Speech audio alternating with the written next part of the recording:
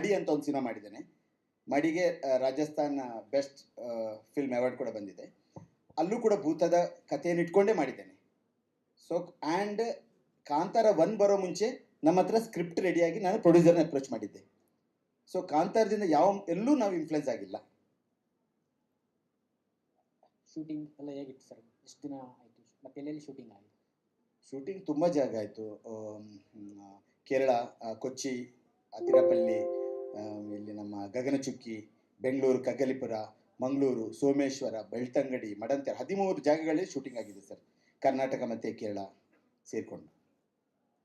Sir, Shreya Ghoshal ಅವರು ನಿಮ್ಮ ಸಿನಿಮಾದಲ್ಲಿ ಆಡಿದಂತೆ, ಬಟ್ ಅವ್ರ ಮೇಲೆ ಒಂದು ಕನ್ನಡ ಸಿನಿಮಾ ಆಡಲ್ಲ ಅಂತೇನೋ ಒಂದು ಇದು ಬಂದಿತ್ತು. ಅದು ನಿಮಗೆ ನೀವು ಅಪ್ರೋಚ್ ಮಾಡಿದಾಗ ಹೇಗೆ ಅವರು ಒಪ್ಕೊಂಡ್ರ ಅಥವಾ ಏನು ಆ ಮಾತುಕತೆ ಏನಾದರೂ ಆಗಿತ್ತಾ? ಇಲ್ಲ ಸರ್, ನಮಗೆಲ್ಲೂ ಆ ಥರ ಯು ಸೀನ್ ದ ವಿಜುವಲ್ಸ್ ಅಲ್ವಾ, ತುಂಬ ಚೆನ್ನಾಗಿ ಕೋಆಪ್ರೇಟ್ ಮಾಡಿದರು. ಅದು ನನ್ನ ಹಿಂದೆ ಹಾಡು ಕೂಡ ನಂದು ಹಾಡಿದ್ದಾರೆ, ಎಲ್ಲೋ ಜನಿಗಿರೋ ನೀರು ನಾನು ಬರೆದ್ರ ಹಾಡು, ಅದನ್ನು ಕೂಡ ಹಾಡಿದ್ದಾರೆ. ಆ್ಯಂಡ್ ರೆಕಾರ್ಡ್ ಮಾಡುವಾಗ ಅವ್ರಿಗೆ ಅದನ್ನು ಕೂಡ ಹಾಡಿದರು, ಎಲ್ಲೋ ಜನಿಗಿರೋ ನೀರು. ಸೊ ಕನ್ನಡ ಬಗ್ಗೆ ಅವ್ರಿಗೆ ಆ ಥರ ಇದ್ದಿದ್ರೆ ಅವ್ರು ಎಲ್ಲೋ ಜನಿಗಿರೋ ಹಾಡು ಅಲ್ಲಿ ಮಾಡಿ ಎಂಟರ್ಟೈನ್ ಮಾಡಿ ಯಾಕೆ ಮಾಡಬೇಕಾಗಿತ್ತು? I will share the video. ನಮ್ಗೆ ಆಗ ಅನ್ನಿಸ್ಲಿಲ್ಲ. ಆ್ಯಂಡ್ ಕೇಳಿದ ತಕ್ಷಣ ಡೇಟ್ ಕೊಟ್ಟರು ಅಲ್ಲ ಮೇಡಮ್? ಯಾ. ಸೊ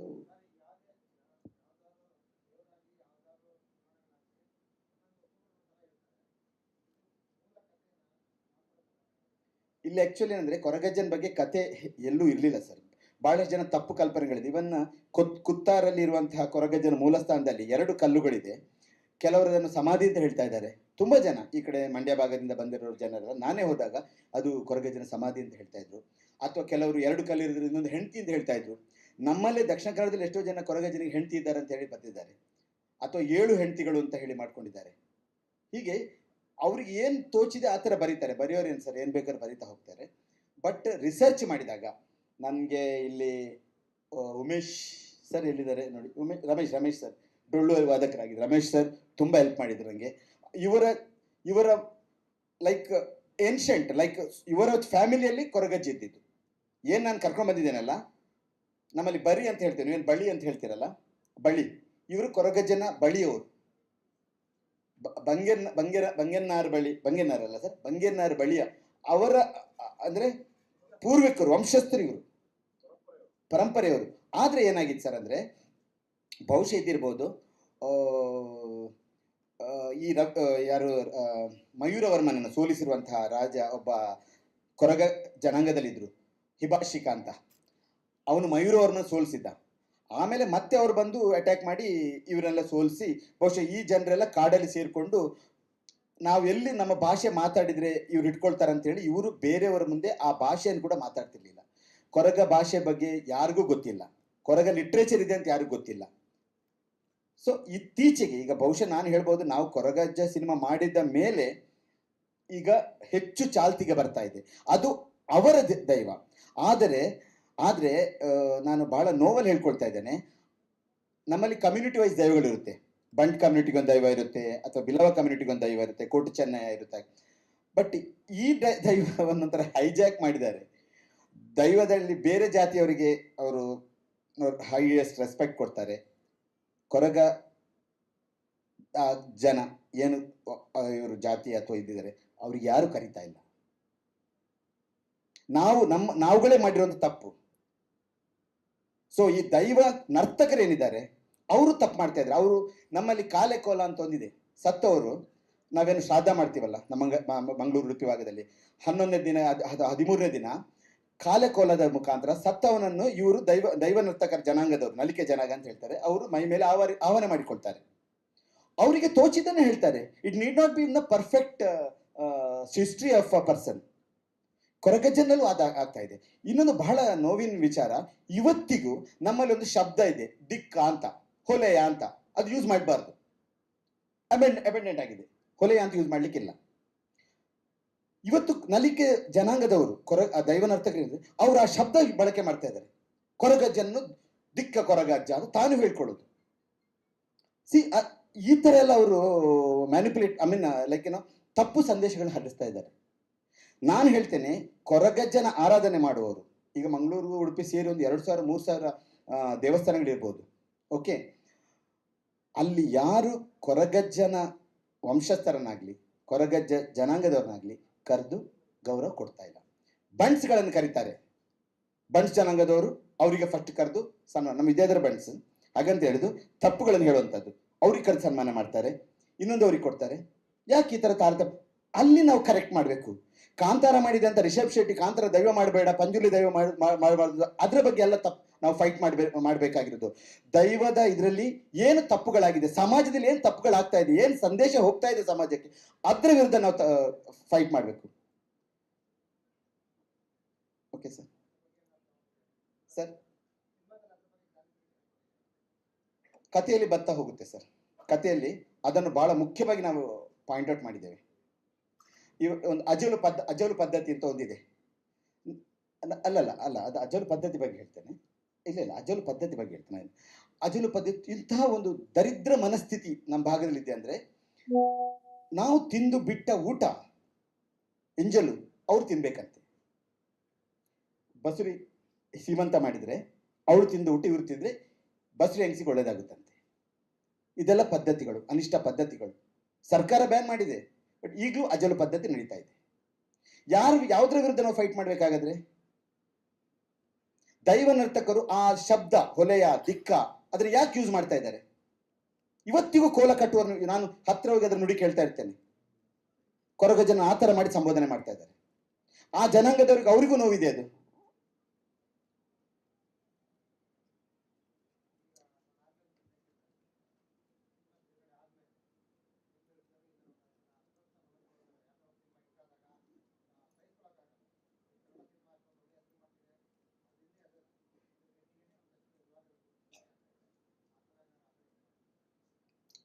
ಅಲ್ಲ ಸರ್, ಈಗ ನಿಂದಕರಿರಬೇಕು ನಿಂದಕರಿರಬೇಕು ಅಂತ ದಾಸರುಗಳೇ ಹೇಳಿದ್ದಾರೆ. ನಿಂದಕರಿಲ್ಲದ್ರೆ ಒಂದು ಸಮಾಜ ಅಂತ ಆಗಲ್ಲ. ಸೊ ಆ ಥರ ಮನಸ್ಸು ಒಂಥರ ಹಂದಿ ಯಾವತ್ತೂ ಇದ್ರೂ ಕೆಟ್ಟದನ್ನೇ ಇದು ಮಾಡ್ಲಿಕ್ಕೆ ಹೋಗುತ್ತೆ. ಆ ಮೂಲಕ ನಾವು ಅಂದ್ಕೋಬೇಕು ಶುದ್ಧಿ ಆಗ್ತಾ ಇದೆ ಅಂತ ಅಷ್ಟೇ. ಅವ್ರ ಬಗ್ಗೆ ನಾವು ಜಾಸ್ತಿ ಅಟೆನ್ಷನ್ ಕೊಡಬೇಕಾಗಿಲ್ಲ. ಅವ್ರು ಹೇಳೋ ಮಾತಲ್ಲಿ ಏನು ಮೌಲ್ಯ ಏನಿದೆ ಅಲ್ವಾ? ಏನಾದರೂ ಲಾಜಿಕ್ ಇಟ್ಕೊಂಡು ಮಾತಾಡಿದ್ರೆ ಆಗ್ಬೋದು. ದೈವದ ಬಗ್ಗೆ ಸಿನಿಮಾ ಮಾಡಬಾರ್ದು. ನಾನು ಸಿನಿಮಾ ಮಾಡಿದಾಗ, ಶೂಟಿಂಗ್ ಮಾಡಿದಾಗ ಒಂದು ಅಟ್ಯಾಕ್ ಮಾಡಿದ್ರು. ಬಹುಶಃ ಆವತ್ತಿನೊಂದಿನ ವಿದ್ಯಾರ್ಥಿಗಳು ಎಲ್ಲರಿಗೂ ಗೊತ್ತಿದೆ, ಎಲ್ಲ ಖಾಲಿಯಾಗಿ ಓಡಿದ್ದಾರೆ, ಯಾರು ಇರಲಿಲ್ಲ. ನನಗೆ 4 ಬೌನ್ಸರ್ ಕೊಟ್ಟಿದ್ರು ಪ್ರೊಡ್ಯೂಸರ್ ಸರ್. ನನಗೆ 4 ಬೌನ್ಸರ್, ಸಂದೀಪ್ ಸೋಪರ್ಗೆ 2 ಬೌನ್ಸರ್, ಎಲ್ಲರಿಗೆ ಬೌನ್ಸರ್, 20 ಬೌನ್ಸರ್ಗಳಿದ್ರು. ನಾನು ಓಕೆ, ಅವತ್ತು ಫುಲ್ ಕಾನ್ಫಿಡೆನ್ಸ್ ನಾನು, ಯಾಕಂದ್ರೆ ಪ್ರೀವಿಯಸ್ ಡೇ ನನಗೆ ಅಟ್ಯಾಕ್ ಇದಾಗಿತ್ತು. ಅವತ್ತು ಶೂಟಿಂಗ್ ಕ್ಯಾನ್ಸಲ್ ಆಯಿತು. ಶೂಟಿಂಗ್ ಇವರಿಂದ ಆಗಿದೆ, ರೌಡಿಗಳಿಂದ ಆಗಿದೆ ಅಂತೇಳಿ ಇವ್ರು ಬೌನ್ಸರ್ ಕೊಟ್ಟರು. ಪಾಪ ನಾನು ಪ್ಲ್ಯಾನ್ ಮಾಡಿ ಹಿಂಗೆ ಮಾಡಿ ಓಪನ್ ಮಾಡಿ ಅವ್ರಿಗೆ ಹೇಳಬೇಕು, ಮುಂದಿನದು 2 ಬೌನ್ಸರ್ ಇಲ್ಲ. ನಾನೆಲ್ಲ ಹೇಳಿ ನಾರ್ಮಲಿ ಬೌನ್ಸರ್ ಹೋಗ್ತಾರೆ, ನಾವು ರಿಸರ್ಚ್ಗೆ ಹೋಗ್ತೇವಲ್ಲೇ. ಹಿಂದಿನವ್ರು ಇಲ್ಲ, 20 ಬೌನ್ಸರ್ಗಳಿಲ್ಲ. ಯಾವುದೋ ಇವರಿಂದ ರೌಡಿಗಳಿಂದ ಬೌನ್ಸರ್ಗಳಿಗೆ ಥ್ರೆಟನಿಂಗ್ ಕಾಲ್ ಬಂದಿದಂತೆ. ಬಟ್ ಎಲ್ಲ ಹೋದ್ರು, ನಾನು ಒಬ್ಬನೇ ಆ ಜಾಗದಲ್ಲಿ ಚೇರ್ ಹಾಕೊಂಡಿದ್ದೆ. ನನ್ನನ್ನು ರಕ್ಷಿಸಿದ್ದು ಕೊರಗಜ್ಜ. ಇವತ್ತು 2-3 ಕೋಟಿಯಲ್ಲಿ ಶುರು ಮಾಡಿದಂಥ ನಮ್ಮ ಸಿನಿಮಾ 22 ಕೋಟಿಯೊಳಗೆ ಬಂದು ನಿಂತಿದೆ. ಹಾಗಂತೇಳಿ ಇವ್ರಿಗೆ ಯಾವತ್ತೂ ನೋವಿದ್ರೆ ನಂಗೆ ಹೇಳಿದೆ, ಸುಧೀರ್ ಏನು ಬಜೆಟ್ ಮಾಡ್ತಾ ಇದೆ, ಒಂದು ದಿನ ಹೇಳಿಲ್ಲ. ನಾನು ಕೇಳಿದೆ, ನಿಮ್ಗೆ ಹೆದರಿಕೆ ಆಗೋಲ್ವಾ, ಭಯ ಆಗೋಲ್ವಾ ಅಂತ ಕೇಳ್ತಾ ಇದ್ದೆ. ಏನು ಭಯ, ಯಾಕೆ ಭಯ? ನನಗೆ ಭಯ ಇದೆ ಅದು. ಅವರು ಯಾವತ್ತೂ ನಂಗೆ ಆ ಥರ ತೋರಿಸ್ಲಿಲ್ಲ. ಇನ್ನೂ ಖರ್ಚು ಈಗ ಪಬ್ಲಿಸಿಟಿ ಬಜೆಟ್ ಎಷ್ಟು ಇಟ್ಕೊಂಡಿದ್ದಾರೆ? ಯಾರೀ ಪ್ರೇರಣೆ ಅವರಿಗೆ ಅಲ್ವಾ ಮೇಡಮ್? ಯಾವ ಇಂಟ್ಯೂಷನ್ ಅವರಿಗೆ ಬಂದಿದೆ ಇದು?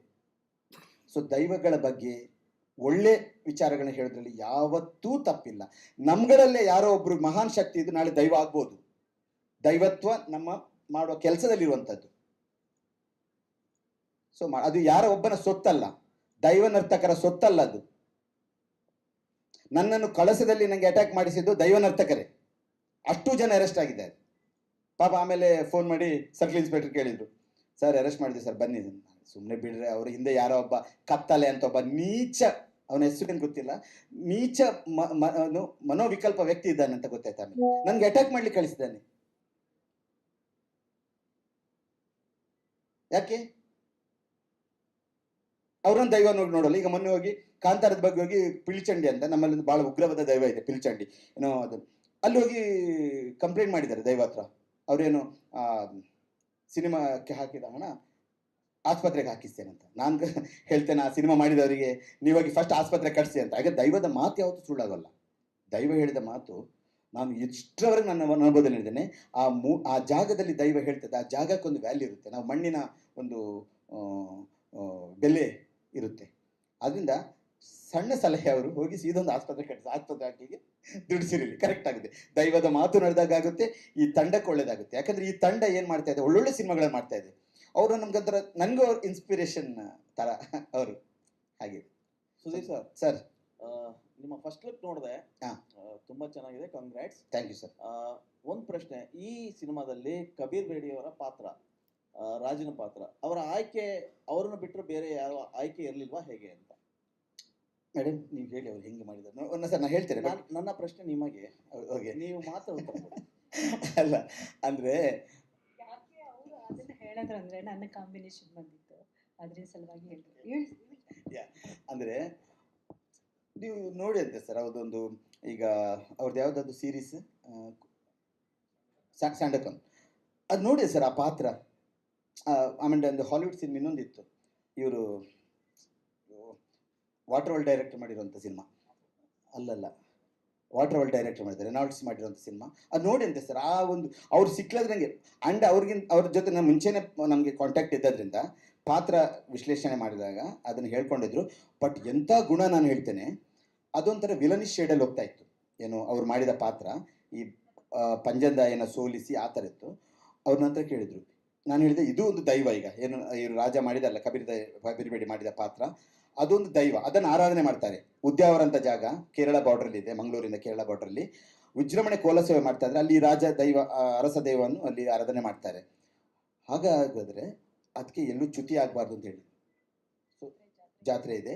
ಈ ನೀನು ಮಾಡಿದ ಪಾತ್ರದ ನೆಗೆಟಿವ್ ಶೇಡಲ್ಲಿ ಹೋಗ್ತಾ ಇದೆ, let us make it positive ಅಂತ he is given me the ಇದು.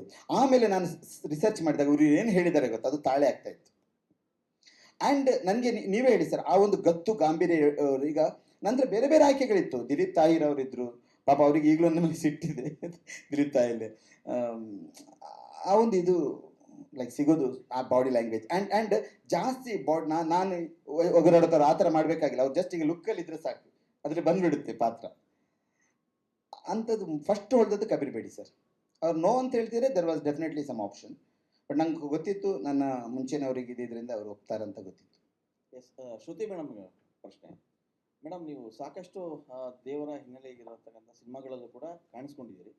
ಸೊ ಆ ಸಿನಿಮಾದ ಪಾತ್ರಕ್ಕೂ ಈ ಸಿನಿಮಾದ ಪಾತ್ರಕ್ಕೂ ಲಾಟ್ ಆಫ್ ಡಿಫ್ರೆನ್ಸ್ ಐತೆ ಅಂತ ಹೇಳಿದ್ರಿ. 28 ಗಂಟೆಗಳ ಕಾಲ ನಾನು ಈ ಸಿನಿಮಾದಲ್ಲಿ ತೊಡಗಿಸ್ಕೊಂಡಿದ್ದೆ ಅಂತ. ಸೊ ತೊಡಗಿಸ್ಕೊಳ್ಳೋದಕ್ಕೆ ವಿಶೇಷವಾಗಿ ಒಂದಿಷ್ಟು ಪ್ರೇರಣೆ ಅನ್ನೋದು ಬೇಕು. ಕೊರಗಜ್ಜ ಅವರ ಪ್ರೇರಣೆ ಕೂಡ ಇತ್ತು ಅಂತ ಹೇಳಿದ್ರಿ. ಸೊ ನಿಮಗೆ ಕನ್ವಿನ್ಸ್ ಮಾಡಿದಾಗ ಡೈರೆಕ್ಟ್ರು ಆ ಕತೆ ಹೇಳಿದ ರೀತಿ, ಆ ಪಾತ್ರವನ್ನು ವಿವರಿಸಿದ ರೀತಿ ಮತ್ತು ಹಾಗೆ ತೆರೆ ಮೇಲೆ ತಂದಿದ್ದು ಹೇಗೆ ಅಂತ? ಮೊದಲಿಗೆ ನನಗೆ ಯಾವುದೇ ಸಿನಿಮಾ ಅಪ್ರೋಚ್ ಮಾಡಿದ್ರು ನಾನು ಅದನ್ನು ಕಣ್ಗೊತ್ಕೊಂಡು ಮಾಡ್ತೀನಿ ಸರ್. ಯಾಕಂದರೆ ಅವಕಾಶ ಅನ್ನೋದು ತುಂಬ ದೊಡ್ಡದು ಅಂತ ನಾನು ಈ ಸಿನಿಮಾ ಇಂಡಸ್ಟ್ರಿಗೆ ಬಂದಾಗಲಿಂದ ಬರುವಂಥ ಎಲ್ಲ ಅವಕಾಶಗಳ ಮೇಲೆ ನನಗಿರುವಂಥ ಗೌರವ. ಈ ಸಿನಿಮಾ ಬಂದಾಗಲೂ ಅಷ್ಟೇ, ಇದರಲ್ಲೇನು ವಿವಾದ ಇರುತ್ತಾ ಅಥವಾ ಈ ಸಿನಿಮಾ ಇವ್ರು ಹೇಗೆ ಮಾಡ್ತಾರೆ, ಇದನ್ನು ಹೇಗೆ ಕಟ್ಕೊಡ್ತಾರೆ, ನನ್ನ ವ್ಯಾಪ್ತಿಯ ಆಚೆ ನಾನು ಯೋಚನೆನೇ ಮಾಡಲಿಲ್ಲ ಸರ್. ನನ್ನ ಪಾತ್ರ ಹೇಗಿತ್ತು, ನನ್ನ ಪಾತ್ರ ತುಂಬ ಸಹಜವಾದಂಥ ಒಂದು ಪಾತ್ರ. ಬೈರಕಿಯ ಪಾತ್ರ, ಒಬ್ಬ ಸಾಕು ತಾಯಿಯ ಪಾತ್ರ. ಆಕೆ ಕೊರಗಜ್ಜನ ಮೇಲೆ ಎಷ್ಟು ಪ್ರಭಾವ ಬೀರ್ತಾಳೆ, ಆಕೆಯ ಹಿನ್ನೆಲೆ, ಆಕೆಯ ಜೀವನ ಶೈಲಿ ಕೊರಗಜ್ಜನ ಮೇಲೆ ಎಷ್ಟು ಪ್ರಭಾವ ಬೀರುತ್ತೆ ಅನ್ನೋದು ಈ ಪಾತ್ರ ಆಗಿತ್ತು. ನನಗೆ ನಿರ್ದೇಶಕರು ನನ್ನ ಪಾತ್ರವನ್ನು ಹೇಳಿದಂಥ ರೀತಿ, ಹಾಗೆ ನನಗೆ ಒಬ್ಬ ಕಲಾವಿದೆಯಾಗಿ ನಾನು ಹೇಗೆ ಬೆಳಿಬೋದು ಅಥವಾ ನಾನು ಏನು ಕಲಿಬೋದು ಅನ್ನೋದಷ್ಟೇ ಆ ವ್ಯಾಪ್ತಿಯಲ್ಲಿ ನಾನು ಈ ಪಾತ್ರವನ್ನು ನೋಡಿದೆ. ಬಹುಶಃ ನನಗೆ ಅದರಲ್ಲಿ ಏನೂ ನಿರಾಸೆ ಆಗಿಲ್ಲ. 28 ಗಂಟೆಗಳ ಕಾಲ ನನಗೆ ಕೆಲಸ ಮಾಡಿಸ್ಕೊಟ್ಟಿದ್ದು ಬಹುಶಃ ನನಗೆ ಆ ಸ್ಫೂರ್ತಿ ಆಶೀರ್ವಾದ ಕೊರಗಜ್ಜಂದೇ ಆಗಿದ್ರೂ ಕೂಡ ಇನ್ನೂ ಒಂದು ದೊಡ್ಡ ಆಶೀರ್ವಾದ ಏನು ಅಂದರೆ ಈ ಕಲೆ ಬಗ್ಗೆ ನಮಗಿರುವಂಥ ನಿಷ್ಠೆ ಹಾಗೂ ಗೌರವ ಸರ್. ಯಾವತ್ತಿಗೂ ನಾವು ಬೆಳಗ್ಗೆ 9 ಗಂಟೆಗೆ ಬಂದು ಸಾಯಂಕಾಲ ಬಿಟ್ಬಿಡಿ ಸರ್, ವಯಸ್ಸಾಗಿದೆ ಬಿಟ್ಬಿಡಿ ಅಂತ ಯಾರು ಅಲ್ಲ ಸರ್, ಕೇಳ್ಕೊಂಡ್ರೆ ಇತ್ತೀಚೆಗೆ ಪಾಪ ಬಿಡ್ತಾರೆ ಸರ್. ವಯಸ್ಸಿಗೂ ಬ್ಯೂಟಿಗೂ ಸಂಬಂಧ ಇಲ್ಲ, ಅದು ಬೇರೆ, ಬಿಟ್ಕೊಡ್ತಾರೆ. ಬಟ್ ಆದ್ರೂ 28 ಗಂಟೆಗಳ ಕೆಲಸ ಮಾಡಿದ್ದಿದೆಯಲ್ಲ ಸರ್, ಅದು ಭಾಳ ಕಷ್ಟಪಟ್ಟು ಮಾಡಿದೆ ಸರ್. ಅದು ದೇವರ ಆಶೀರ್ವಾದ ಇದ್ದಿದ್ದಕ್ಕೆ ನಮಗೇನು ಹೆಚ್ಚು ಕಡಿಮೆ ಆಗಲಿಲ್ಲ ಸರ್ ಆರೋಗ್ಯದಲ್ಲಿ. ಇಲ್ಲ ಅಂದರೆ ಅಂದ್ರೆ ಸಿಕ್ಕಾಪಟ್ಟೆ ಕಾಟ ಕೊಟ್ಟಿದ್ದಾರೆ ಸುಧೀರ್ ಅವರು. ಸರ್ ಅದೊಂಥರ ಅದೊಂದು ಕಾಟ ಅಂತ ಹೇಳಕ್ಕಾಗಲ್ಲ ಅಲ್ಲ, ಸರ್. ಅದು ಆಗ್ಲೇ ಪ್ರೊಡ್ಯೂಸರ್ ಹೇಳಿದ್ರು ಪಾಪ. ಅಲ್ವಾ ಅದಕ್ಕೆ ಸರ್? ನಿಮಗೆ ಆ ಥರದ್ದೆಲ್ಲ ತುಂಬ ಇದೆ ಸರ್ ವಿಚಾರಗಳು. ಎಸ್, ನಿರ್ಮಾಪಕರಿಗೆ ಒಂದು ಪ್ರಶ್ನೆ. ಆ? ಲೇಬರ್ ಆಕ್ಟ್ ಅಲ್ಲಿ ಬರುತ್ತಂತೆ. ನಾನು ಅಲ್ಲೇ ಹೇಳಿದ್ದೆ ಸರ್ ಅವ್ರಿಗೆ ನಾನು. ಅದು ಕಂಪ್ಲೇಂಟ್ ಮಾಡಿದ್ರೆ ಅದಕ್ಕೆ ಅವರು ಚೆನ್ನಾಗಿ ಇಟ್ಕೊಂಡಿದ್ದಾರೆ ಬಂಧುಗಳು ಮೇಡಮ್ ಅಂತ ಹೇಳಿ ಕಂಪ್ಲೇಂಟ್ ಕೊಡ್ತಾರೆ. ತ್ರಿವಿಕ್ರಮ್ ಅವರು, ಯೂಶಲಿ ಈಗ ಸಿನಿಮಾಗಳನ್ನ ನೋಡುವ ಶೈಲಿ ಬದಲಾಗಿದೆ. ಅಂದ್ರೆ ಥಿಯೇಟ್ರಿಂದ ಎಲ್ಲ ಮೊಬೈಲ್ಗೆ ಹೋಗುವಂತ ಕಾಲ ಇದು. ಕರೆಕ್ಟ್. ಒಂದು ಸಿನಿಮಾ ಕಮರ್ಷಿಯಲ್ ಸಿನಿಮಾ ಮಾಡಿ ಅದನ್ನ ಗೆಲ್ಸ್ಕೊಳ್ಳೋದು ತುಂಬಾ ಕಷ್ಟ. ಅದರಲ್ಲೂ ಒಂದು ದೈವ ಸಿನಿಮಾ ಮಾಡಿ ಅದನ್ನ ನೋಡೋ ವರ್ಗ ಇದೆ, ಅದು ಬೇರೆ. ಆದರೆ ಈ ಥರದ ಸಿನಿಮಾ ಮಾಡುವಾಗ ಒಂದು ಗಟ್ಟಿ ನಿರ್ಧಾರಗಳು ಬೇಕು. ಆರಂಭದಲ್ಲಿ ನೀವು ನಂಬಿದ್ದು ಸುಧೀರ್ ಅವ್ರನ್ನ ಅಥವಾ ಈ ದೈವದ ಕಥೆಯನ್ನ? ನಾನು ಕೊರಗಜ್ಜನ ನಂಬಿರೋದು ಆ್ಯಕ್ಚುಲಿ. ಓಕೆ, ಹೇಳಿದ ರೀತಿ ಮಾಡಿದ ತೃಪ್ತಿ ನಿಮಗಿದೆಯಾ? 100%. ಅದಕ್ಕೋಸ್ಕರನೇ ಯಾವುದೇ ಕಾರಣಕ್ಕೂ ಯಾವುದೇ ಏರಿಯಾದಲ್ಲೂ ನಾನು ಇದು ಮಾಡಿಲ್ಲ, ರಿಡ್ಯೂಸ್ ಮಾಡಿಲ್ಲ ಅವನನ್ನು. ಸುಧೀರ್ ಸರ್, ಒಂದೇನು ಜಗಳ ಆಯ್ತು ಯಾ- ಮಾತು ಪೂರ್ತಿ ನೈಟ್ ರಾತ್ರಿ ಮಾತಾಡಲಿಲ್ಲ, ನಿದ್ದೆ ಬಂದಿಲ್ಲ ಯಾವ ಅರ್ಧ ದಿನ ಒಂದಿನ ಮಾತಾಡಿಲ್ಲ. ರಾತ್ರಿ ಪೂರ್ತಿ ಮಾತಾಡಲಿಲ್ಲ, ಬೆಳಿಗ್ಗೆ 4-5 ಕಾಲ್ ಮಾಡಿ ತೆಗಿಲಿಲ್ಲ. ಆಮೇಲೆ ನೀವು ಹಾಗೆ ಮಾಡಬಾರ್ದು, ಒಂಥರ ತಂದೆ ತರ ಬೈತಲ್ಲ ಮತ್ತೆ ಆ ಫೀಲ್ ಆಯ್ತು. ನಾನು ಇಮೋಷನಲ್ ಆಗಿಬಿಟ್ಟು. Yes sir. ಸುಧೀರ್ ಸರ್, ಕೊನೆ ಪ್ರಶ್ನೆ ನಿಮಗೆ. ಸಿನಿಮಾದ ಆಗ್ಲೇ ಹಾಡುಗಳ ಬಗ್ಗೆ ಒಂದಿಷ್ಟು ತೋರಿಸಿದ್ರಿ. ಸೊ ಇಲ್ಲಿ ಕನ್ನಡದ ಯಾವ ಗಾಯಕರು ಕಾಣಲಿಲ್ಲ? ಅಲ್ಲ, ಒಂದು ನಿಮಿಷ, ಹಾಗಲ್ಲ. ಅಂದರೆ ಆ ಲ್ಯಾಂಗ್ವೇಜ್ಗಳಿಗೆ ಯಾವುದು ಸೂಟ್ ಆಗುತ್ತೆ ಅಂತ ಒಂದು ನನಗೆ ಇದಿತ್ತು. ಅಂದರೆ ಕೆಲವರು ಸ್ಟೈಲ್ಸ್ ಇರುತ್ತಲ್ವ. ಇನ್ಫ್ಯಾಕ್ಟ್ ಈಗ ನನ್ನ ಮರಳಿ ಮರೆಯಾಗಿ ಇವತ್ತು ನಿಮಗೆ ಸತ್ಯ ಹೇಳ್ತೀನಿ, ಮರಳಿ ಮರೆಯಾಗಿ ಹಾಡಿ ನಿಜವಾಗಿ ಅದು ಸಾಧನಾ ಸರ್ಗಮ್ ಅವರು ಹಾಡಿದ್ದು. ಮಣಿಕಾಂತ್ ಗದ್ರಿಗೆ ನಾನು ಹೇಳಿದ್ದೆ ಅವತ್ತು. ಟ್ರ್ಯಾಕ್ ಮಾಡಿದ್ದು ಅನುರಾಧ ಭಟ್ ಅವರು, ಇವಾಗ ತುಂಬ ಪಾಪ್ಯುಲರ್ ಆಗಿದ್ದಾರೆ.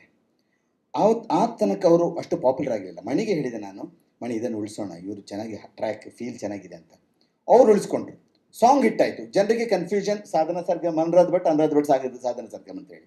ಬಟ್ ಏನು ಗೊತ್ತಾ, ಒಂದೊಂದು ಆ ಫೀಲ್ಗೆ ಹಾಡುವಂಥ ನಾವು ಗೋಪಿ ಫಸ್ಟ್ ಆಫ್ ಆಲ್ ಆ ಆರ್ಟಿಸ್ಟ್ಗಳನ್ನು ಪಿಕ್ ಮಾಡ್ತಾ ಹೋದರು. ಆವಾಗ ಗೋಪಿಯ suggested, it's not that my choice. ಇದಕ್ಕೆ ರಮೇಶ್ ಚಂದ್ರ, ನಾನು ಎಲ್ಲರ ವಾಯ್ಸ್ಗಳನ್ನು ಮುಕ್ತವಾಗಿ, ನಮ್ಮಲ್ಲಿ ಪ್ರತಿಮಾ ಭಟ್ ಅಂತ ಒಬ್ಬರು ಆರ್ಟಿಸ್ಟ್ ಗಾಯಕಿ ಇದ್ದಾರೆ, ಅವರು ಹಾಡಿದ್ದಾರೆ, ತುಂಬ ಚೆನ್ನಾಗಿ ಹಾಡಿದ್ದಾರೆ ಅವರು. ಸರ್, ಈ ಫಿಲ್ಮ್ ತೆಲುಗು ಆಕ್ಸೆಂಟಲ್ಲಿ ಬರುತ್ತೆ ಅಂತ ದಟ್ ಗೋಪಿ ಹಸ್ ಡಿಸೈಡೆಡ್.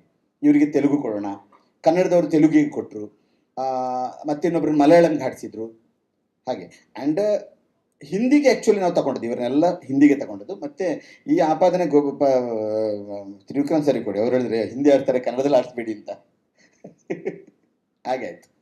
ಈ ಸಿನಿಮಾದ ಆಗಿನ ದೈವದ ಅಂದ್ರೆ ನಿಮ್ಮ ಭಾಗದ್ದು, ಅಂದ್ರೆ ಮಂಗಳೂರು ಭಾಗದ್ದು, ಉಡುಪಿ ಮಂಗಳೂರು ಭಾಗದ್ದು. ಸೊ ಭಾಷೆ ಎಲ್ಲ ಹೇಗಿರುತ್ತೆ ಅಂತ? ನಾನು ಕೊರಗ ಭಾಷೆಯನ್ನು ಕೂಡ ಪ್ರಪ್ರಥಮ ಬಾರಿ ಸಿನಿಮಾದಲ್ಲಿ ಯೂಸ್ ಮಾಡಿದ್ದೇನೆ. ಕೆಲವು ಕಡೆ ಕೊರಗ ಭಾಷೆ ಡೈಲಾಗ್, ಮಾತುಗಳು, ಹಾಡುಗಳಲ್ಲೂ ಅದು ಕೆಲವು ಕಡೆ ಬಳಕೆಯಾಗಿದೆ. ಬಾಕಿದೆಲ್ಲ ನಾವು ಕನ್ನಡ, ಇಟ್ಸ್ ಎ ಕನ್ನಡದ ಒಂದು ಈ ಸಿನಿಮಾ ಅಂತ ಹೇಳ್ಬೋದು. ಇದು ಓನ್ಲಿ ಒಂದು ಭಾಗನ ಅಥವಾ 2 ಭಾಗನ 3 ಭಾಗನ, ಹೇಗೆ? ಪ್ರೀಕ್ವಲ್ ಸೀಕ್ವಲ್ ಕೇಳ್ತಾ ಇದ್ರ? ಯಾ.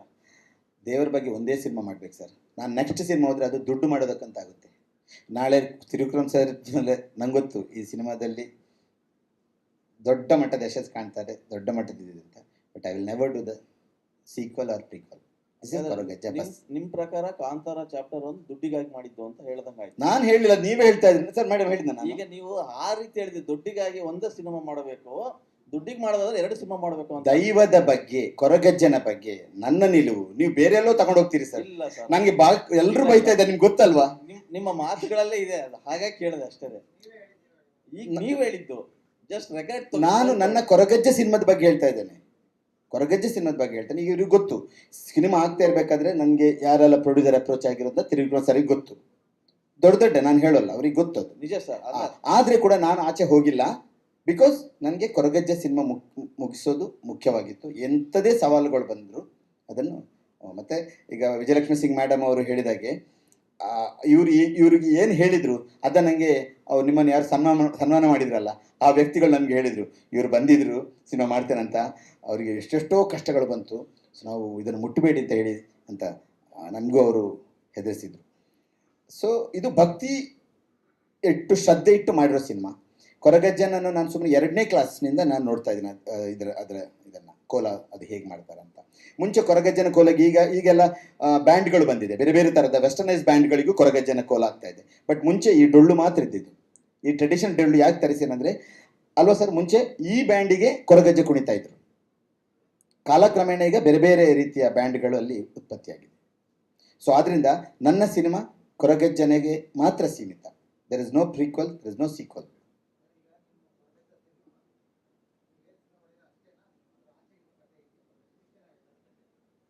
ಕೊರಗಜ್ಜಂದು ಫುಲ್ಲು ಬಾಲ್ಯದಿಂದ ಅಥವಾ ಅವರ ತಾಯಿ ತಂದೆಯಿಂದ ಹಿಡಿದು ಕೊರಗಜ್ಜನ ಕೊನೆ ತನಕ ತೋರಿಸಿದ್ದೀವಿ. ಅದು ಅಜ್ಜ ಅಲ್ಲ, ಮತ್ತೆ ಹೇಳ್ತಾ ಇದ್ದೀನಿ, ಒಂದು 23-24 ವರ್ಷ ಇದ್ದಂಥ ಯುವಕ ಅದು ಅಷ್ಟೇ. ಸರ್ ಕೊರಗಜ್ಜ ಯಕ್ಷಗಾನ ಇದೆ, ಯಕ್ಷಗಾನಕ್ಕೂ ಮತ್ತೆ ಈ ಸಿನಿಮಾಕ್ಕೂ ಕಥೆಗೆ ಏನು ಡಿಫ್ರೆನ್ಸ್ ಇದೆ? ನಾನು ಯಕ್ಷಗಾನ ನೋಡಿಲ್ಲ ಸರ್. ಮತ್ತೆ ಏನು ಗೊತ್ತಾ ಸರ್, ಎಲ್ಲ ತಗೊಂಡು ಪುರಾಣಕ್ಕೆ ತಗೊಳ್ತಾರೆ, ಈಶ್ವರನಿಗೆ ಸಪೋರ್ಟ್ ಕನೆಕ್ಟ್ ಮಾಡ್ತಾರೆ, ಪಾರ್ವತಿ ಕನೆಕ್ಟ್ ಮಾಡ್ತಾರೆ. ಆ ಥರ ವಿಪರೀತ ಮಾಯಾ ಆ ಥರ ಎಲ್ಲ ಏನೂ ಇರೋಲ್ಲ, ಬಟ್ ಶಕ್ತಿ ಇದೆ ಅಲ್ಲಿ. ಪವಾಡ ಯಕ್ಷಗಾನ ನಾನು ನೋಡಿದ್ದೀನಿ, ಅಲ್ಲಿ ಪವಾಡಗಳು ಮತ್ತು ಮಹಿಮೆಗಳು ಒಂದಿಷ್ಟು ತೋರಿಸಿದ್ದಾರೆ. ಇಲ್ಲಿ ಈ ಸಿನಿಮಾದಲ್ಲಿ ಯಾವ ಅಂಶಗಳಿದ್ದಾವೆ? ನಾನು ಈಗಲೇ ಹೇಳಿದ ಮತ್ತೆ ಯಾರು ಸರ್ ಜನ ಬರ್ತಾರೆ ಇಂಟು ಕೊಡೋದ ಅಲ್ಲ, ಇದು ವಿಶೇಷ ರೀತಿಯ ಒಂದು, I don't want to put into ಅಥವಾ ಮೈಥಾಲಜಿಕಲ್ ಝೋನರ್ಗೆ ನಾನು ಇಡ್ಲಿಕ್ಕೆ ಇಷ್ಟಪಡಲ್ಲ. ಇದು ಸರಳ ಸದೃಶ. ಇದು ಶ್ರುತಿ ಮೇಡಮ್ ನಂಗೆ ಹೇಳಿದ್ದು.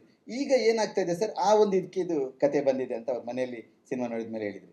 ಲೈಕ್ ಈಗ ನೀವು ಹೇಗಿರ್ತೇವೆ ಆ ಥರದ ಒಂದು ಇದು ಕೊರಗಜ್ಜ ಇದ್ದಿದ್ರೆ ಈ ಥರ ಇದ್ದಿದ್ರು ಅನ್ನೋ ಥರ. That has been inspired by ಪರ್ವ. ಭೈರಪ್ಪ ಅವರ ಪರ್ವ ನನಗೆ ತುಂಬ ಅದಕ್ಕೆ ನನಗೆ, ಬಿಕಾಸ್ ಅವರು ಆ ಪರ್ವದಲ್ಲಿ ಏನು ಪಾತ್ರ ವಿಶ್ಲೇಷಣೆ ಮಾಡಿದ್ದಾರೆ, ಏನು ಎಕ್ಸಾಜರೇಟ್ ಮಾಡಲಿಲ್ಲ. ಇವತ್ತು ಹೆಂಗಿದ್ದೇವೆ ನಾವು ಅದೇ ಆ ಥರ.